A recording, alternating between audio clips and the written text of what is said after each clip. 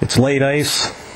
Our audio didn't turn out, so I'm going to try and kind of explain what we're doing here. I'm showing, this is the antenna actually on the submarine.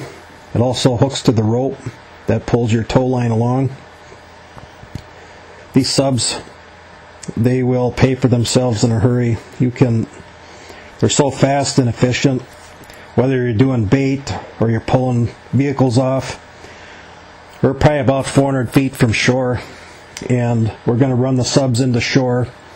And we intentionally picked out the worst piece of ice we could. This is directly under the road where people drove out all winter. And that ice usually freezes in a big pot belly, so with a board it would be virtually impossible. This time of year, spring ice coupled with the fact that it's underneath that road, it would be impossible to run that submarine under there. We're going to do a quick system check there. You see the light blink. That indicates the radio's working. And fire it up. We're going to do a right turn, left turn. Make sure everything's working properly. This time of year, it's like I say, if you use the conventional board system, it can be pretty difficult to run those boards under the ice.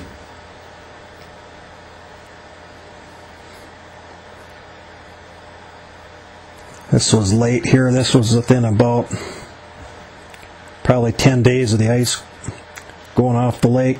In Finland, they use these subs under 8 feet of ice. Just fire them up, give them a good shove. Away they go. Now you can track these things by noise, or you can walk along. If the conditions are right, you can see the light. Obviously, if the snow gets too deep, you're going to lose track of that light. So I like to get used to just doing it by the sound. If it's to the right or the left of you, you can easily tell that. And actually, the more snow on the ice there is, 4 feet of snow, it vibrates and it echoes up really nice.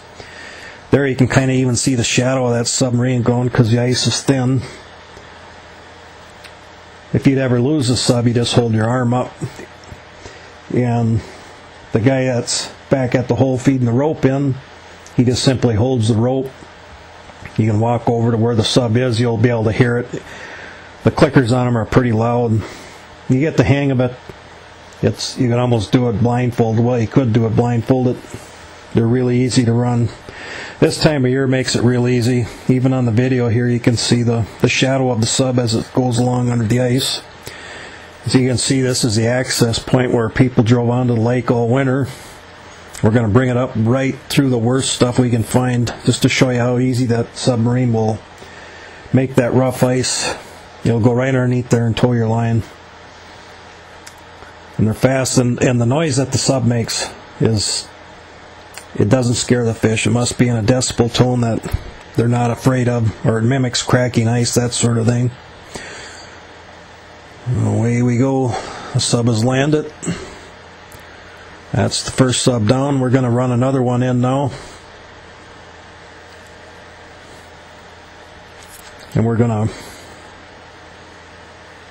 get a little bit over to the other side this time and pick out even worse piece of ice for being uneven. And the road is just literally, it's 12 inches deeper in the middle of where the road was than the rest of the ice around it. And as you know, that'll make your board go off to the side. It's pretty impossible to do. Here again, these submarines will make it a breeze. You can tow any line. You can set minnow traps. You can set gill nets. We use them for seining.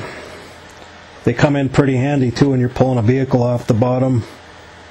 You can drag the bottom in recovery operations. You could drag with a grapple hook.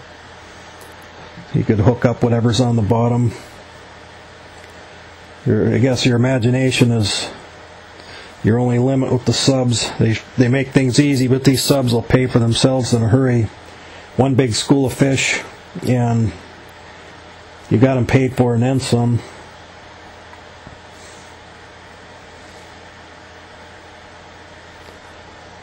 So instead of cutting a hole every 80 or 100 feet, you can cut a hole 1,000, 1,500 feet apart if you want to drop the net. And then, you know, we typically go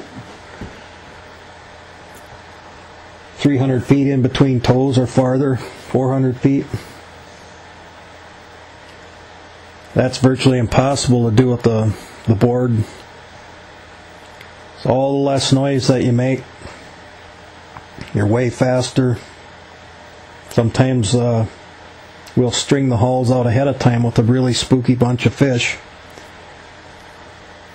Seining under the ice is a 12-man operation, and if you miss a school of fish that are spooky because you made too much noise or you're a little too slow,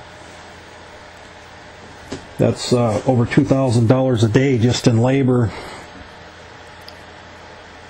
So as you can see, these subs will pay for themselves in a heck of a hurry.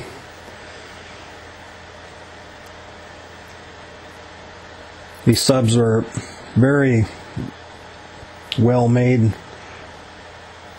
Bob, our welder, is a welding engineer his whole life, and he really did a great job on making these subs up.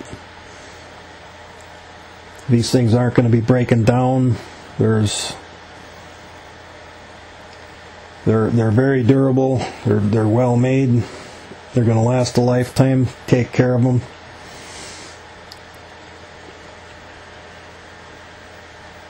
The radios we get from raw commercial fishing, it's all sealed up. These subs could sink and the radios would still be good. It's a big plus. It's also a benefit. There you can see the sub underneath the ice. The sealed radio is a big plus over the exposed servos, which anybody that has a model airplane knows that servos get sticky. And these subs being underneath the water and whatnot, you get a little moisture in them, but not a problem with these radios. There you can see that sub going under some pretty uneven ice. Just keeps on chugging along. So there we go. That's how easy that is. So whether you were going to pull a net in or you were going to pull a truck off the bottom, it's easy to run your line to where you need it to be.